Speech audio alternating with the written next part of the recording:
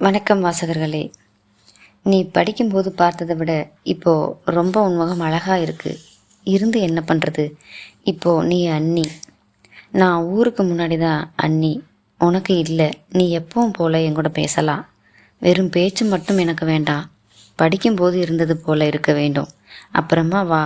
உன் அண்ணன் போனதும் என்ன வேணுமோ எடுத்துக்கோ. என் பெயர் அஜய். டிப்ளமோ முடித்துவிட்டு வேலை தேடி கொண்டிருக்கிறேன். எனது ஊர் குமரி மாவட்டத்தில் ஒரு சிறிய அழகிய கிராமம். கிராமத்தை சுற்றிலும் ஆறுகள், குளங்கள், வயல்கள் என பசுமை நிறைந்த கிராமம். அப்பா அம்மாவுக்கு நான் ஒரே மகன். நான் 12ஆம் வகுப்பு படிக்கும்போது என்னுடன் படித்தவள் மீனாட்சி. நாங்கள் இருவரும் 6ஆம் வகுப்பிலிருந்து ஒன்றாக படித்தவர்கள். மீனாட்சி அதிக கலரும் இல்லை, கருப்பும் இல்லை, புது நிறம். கொஞ்சம் சுருட்டை முடி இடுப்பு வரை இருக்கும். லட்சணமான முகம், நல்ல குணம். இதுதான் அவளின் அடையாளம். மீனாட்சி மீது எனக்கு ஒரு கண் இருந்தது. ஆனால் 12ஆம் வகுப்பு முடித்துவிட்டு டிப்ளமோ படிப்பதற்காக வேறு காலேஜில் சேர்ந்தேன். 12ஆம் வகுப்பு முடிந்ததும் டிசி வாங்க போகும்போது கடைசியாக மீனாட்சியை பார்த்தேன். அதற்கு பிறகு பார்க்கவே இல்லை. நான் டிப்ளமோ படித்து கொண்டிருக்கும்போது என் பெரியம்மா மகனுக்கு திருமண ஏற்பாடு செய்தார்கள். அவன் எனக்கு அண்ணன். பெயர் விக்னேஷ். ஐடி கம்பெனியில் வேலை செய்து கொண்டிருந்தான். அண்ணனுக்கு பெண் பார்க்க போகும்போது நான் கலந்து கொள்ளவில்லை. அண்ணனின் கல்யாணத்திற்குத்தான் போனேன். கழுத்தில் மாலையுடன் அண்ணனுக்கு பக்கத்தில் மணமகளாக இருந்தவள் என்னுடன் படித்த மீனாட்சி. இது எனக்கு அதிர்ச்சியாக இருந்தது. என்னுடன் படித்த மீனாட்சி இப்பொழுது எனக்கு அண்ணியாக வந்தது என்னால் நம்பவே முடியவில்லை. கல்யாணம் முடிந்ததும் மீண்டும் படிக்க சென்று விட்டேன். படிப்பு முடிந்து வீட்டுக்கு வந்தேன். வேலை தேடி கொண்டிருந்தேன். இதற்கிடையில் பெரியம்மா ஊருக்கு போக வேண்டும் என்று முடிவெடுத்து பெரியம்மா வீட்டுக்கு கிளம்பி போனேன். திருமணத்தின் போது நான் என்னை மீனாட்சியிடம் அறிமுகப்படுத்தி கொள்ளவில்லை. திருமணம் முடிந்த கையோடு காலேஜுக்கு போய்விட்டேன். நான் கொழுந்தன் என்று மீனாட்சிக்கு தெரியாது. அதற்கு பிறகு இப்பொழுது தான் போகிறேன். கிராமத்து வீடு. மாலை 6 மணி. சூரிய அஸ்தமனத்தின் போது சிவப்பு நிறம் வானத்தில் பரவும் போது மீனாட்சி வீட்டின் முற்றத்தில் உட்கார்ந்திருந்தாள். பக்கத்தில் போய் நின்று குரல் கொடுத்தேன். மீனாட்சி நிமிர்ந்து பார்த்தாள். அவளும் ஒரு நொடி திகைத்து போனாள். வீட்டினுள்ளே குழந்தையை தாளாட்டுகிற சத்தம் கேட்டது. பெரியம்மா தாளாட்டு பாடிக்கொண்டிருந்தாள். அஜய் நின்று பார்க்குறான். கண்ணில் கண்ணீர் வருது. ஆனால் மறைக்கிறான். இவளை பார்க்குறப்போ எனக்கு உலகமே நிற்கிது. ஆனால் இவ எனக்கு இல்லைன்னு தெரியும். இப்பொழுது அண்ணனின் மனைவி, எனக்கு அண்ணி முறை. அவள் என்னை பார்த்து கேட்டாள், நீ எங்க அஜய் இங்கே? அண்ணியின் குரல் கேட்டு பெரியம்மா வெளியே வந்தாள். வாடா அஜய், எப்போ வந்த என்று என்னை பார்த்து கேட்டுவிட்டு அண்ணியிடம் சொன்னாள், இவன்தான் என் தங்கச்சி பையன், உனக்கு கொழுந்தனார் முறை என்று சொன்னாள். இருவரும் ஒரே வகுப்பில் படித்தவர்கள் என்று காட்டிக்கொள்ளவே இல்லை. மீனாட்சி காஃபி போட்டு கொண்டு வந்து கொடுத்தாள். நலம் விசாரித்துவிட்டு அண்ணன் எங்கே என்று கேட்டேன். மீனாட்சி சொன்னாள், பக்கத்தில் மெடிக்கல் வரைக்கும் போயிருக்கிறார், இப்போ வந்துருவார் என்றாள். சிறிது நேரத்தில் விக்னேஷ் வந்தான். அஜயை பார்த்ததும் வாடா அஜய், எப்போ வந்த என்று கேட்டுவிட்டு கொஞ்ச நேரம் குடும்ப கதையை பேசிவிட்டு அன்று இரவு தங்கிவிட்டு மறுநாள் ஊருக்கு கிளம்பிவிட்டான். போகும்போது மீனாட்சியின் ஃபோன் நம்பரை வாங்கி கொண்டு போனான். விக்னேஷும் லீவு முடிந்து ஐடி கம்பெனிக்கு சென்று விட்டான். அஜய் வேலை தேடும்போது அவன் ஊருக்கும் அண்ணன் ஊருக்கும் இடையில் ஒரு கம்பெனியில் வேலை கிடைத்தது. இதனால் அடிக்கடி அண்ணன் வீட்டுக்கு போகும் சந்தர்ப்பம் கிடைத்தது. மீனாட்சியும் அஜயும் அடிக்கடி ஃபோனில் பேசி கொண்டார்கள். மெசேஜ் செய்து கொள்வார்கள். அவள் அண்ணியாக இருந்தாலும் அவளை அந்த அண்ணி ஸ்தானத்தில் வைத்து பார்க்க அவனுக்கு தோன்றவில்லை. அவன் உள்ளுக்குள் ஒரு புயல். ஒரு நாள் மதியம் மீனாட்சியை பார்க்க வீட்டுக்கு போனான்.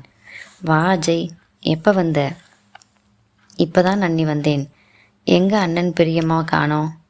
உங்கள் அண்ணன் வேலைக்கு போயிட்டார். பெரியம்மா தோட்ட வேலைக்கு போய்விட்டாள். குழந்தை தூங்கிட்டு இருக்குது. நான் அடுப்பில் வேலையாக இருக்கேன். நீ உட்காரு, உனக்கு காஃபி போட்டு கொண்டு வரேன்.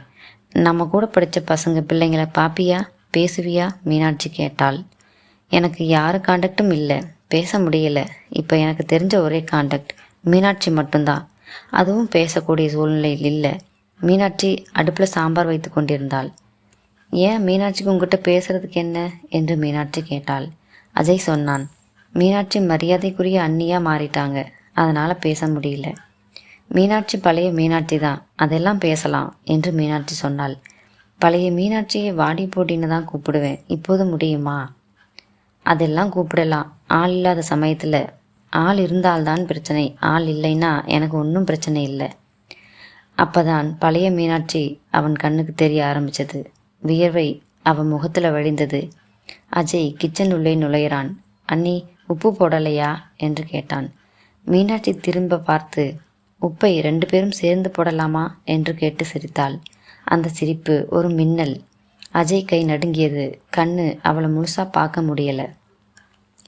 அவன் மனசு சொன்னது, இவ சிரிச்சா என் உலகமே ஒரு நொடி நிற்கிது. இது அன்பை தாண்டிய ஒரு உறவா, இல்லை இது என் உயிரோட ஒரு பகுதியா? இரவு அஜய் தனிமையில் உட்கார்ந்து மெசேஜ் பண்ணினான். கை நடுங்கியது. அண்ணி, நான் உன்னை பார்க்குறப்போ எனக்கு பயமாக இருக்குது. பயமில்லாமல் பார்க்கணும்னு ஆசையாக இருக்குது. இது தப்புன்னு தெரியும், ஆனால் என் மனசு கேட்கல. நான் என்ன பண்ணுறது? மீனாட்சிக்கு தெரியும். அஜய் பார்க்குற விதம் வேற. அவன் கண்ணில் அண்ணியை தாண்டிய ஒரு உறவு தெரியுது. ஆனால் அவள் அமைதியாக இருப்பா. ஒரு நாள் குழந்தையை பார்க்கும் சாக்கில் வீட்டுக்கு வந்தான். மீனாட்சி மொட்டை மாடியில் காய்ந்த துணிகளை எடுத்து கொண்டிருந்தாள். அஜய் மீனாட்சி அருகில் போனான். அண்ணி, நீங்கள் ஏன் இவ்வளோ அன்பா அழகாக இருக்கீங்கன்னு கேட்குறான். குரல் நடுங்குது. மீனாட்சி கண்ணில் பயம். அஜய், நீ இப்போ என் கொழுந்தனார், இப்படி பேசாத. ஆனால் உள்ளுக்குள்ள அவன் மனசு, இவன் கண்ணில் என்னை பார்க்குற விதம் என் கணவன் கூட பார்க்கல. இது தப்பு.